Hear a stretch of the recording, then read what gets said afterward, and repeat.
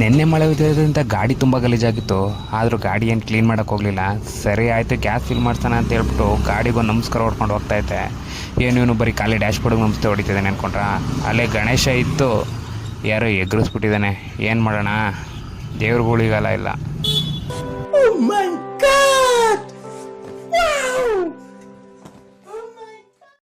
ಹೋಗ್ತದಾರಿಲ್ಲ ಅಣ್ಣ ಅಕ್ಕ ಆಲ್ರೆಡಿ ಚಳಿಯಲ್ಲಿ ಜೊತೆಯಲ್ಲಿ ಅಂತ ಇಬ್ರು ಹೋಗ್ತಾ ಇದ್ದಾರೆ.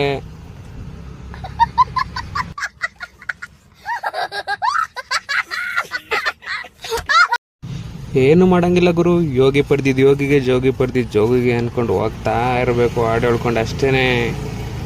ಹಿಂಗೆ ಹೋಗ್ತಾ ಇದ್ದೆ, ತುಂಬ ಜನ ನಿಂತಿದ್ರು ಮುಂದೆ. ಏನು ಅಂತ ನಿಲ್ಲಿಸ್ಬಿಟ್ಟು ನೋಡೋಣ ಅಂತ ನಾನು ಹೋದೆ.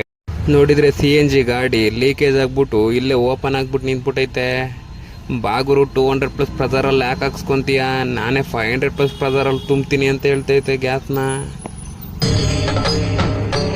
ಇದೆ ಇಲ್ಲೊಂದು ಸಮಸ್ಯೆ ಖಂಡಿತ ಇದೆ. ನಿಮ್ಗೂ ಫ್ರೀಯಾಗಿ CNG ಗ್ಯಾಸ್ ಏನಾದರೂ ಫಿಲ್ ಮಾಡಿಸ್ಬೇಕಾ? ಆಗಿದ್ರೆ ಬರ್ರಿ, ಯಶವಂತಪುರ APMC ರೋಡಲ್ಲಿ ಫ್ರೀಯಾಗಿ ಫುಲ್ಲಾಗಿ ಗ್ಯಾಸ್ ತುಂಬ್ಕೊ ಹೋಗ್ಬೋದು. ಎಲ್ಲರೂ ಬೇಗ ಬೇಗ ಬಂದ್ಬಿಡಿ. ಈ ಕಣ್ಣಲ್ಲಿ ಇನ್ನೂ ಏನೇನು ನೋಡ್ಬೇಕೋ ಕಾಣೆ. ನಮ್ಮ ಹಳ್ಳಿ ಸೈಡು ಒಂದು ಗಾದೆ ಹೇಳ್ತಾರೆ, ಊರ ಮೇಲೆ ಊರು ಬಿದ್ದರೆ ಶಾನ್ ಬೊಗ್ರು ಏನಂತೆ ಅಂತ.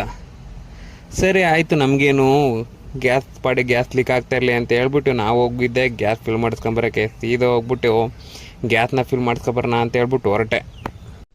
ಏನು ಅರ್ಥವೇ ಆಗ್ತಿಲ್ವೇ ಈ ಕೇಸು?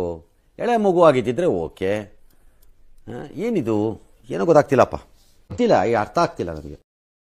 ನಾನು ಹೋಗಿ ಗ್ಯಾಸ್ ಫಿಲ್ ಮಾಡಿಸ್ಕೊಬರೋಷ್ಟರಲ್ಲಿ ಆಲ್ರೆಡಿ ಫೈರ್ ಇಂಜಿನ್ ಬಂದ್ಬಿಟ್ಟು ಗ್ಯಾಸ್ನ ಹಾರಿಸ್ತಾ ಇತ್ತು.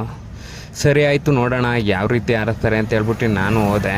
ಆಲ್ರೆಡಿ ಎಲ್ಲರೂ ಮೊಬೈಲ್ ಇಟ್ಕೊಂಡು ವೀಡಿಯೋ ಶೂಟ್ ಮಾಡ್ತಾಯಿದ್ರು. ಸರಿ ಆಯಿತು, ನೋಡೋಣ ಅಂತ ಹೋದೆ. ಆಲ್ರೆಡಿ ಸ್ವಲ್ಪ ಆರಿಸಿ ಅಲ್ಲಿ ಇದ್ದಿದ್ದ ಫಾಗ್ನೆಲ್ಲ ಸ್ವಲ್ಪ ಕಮ್ಮಿ ಮಾಡಿದರು.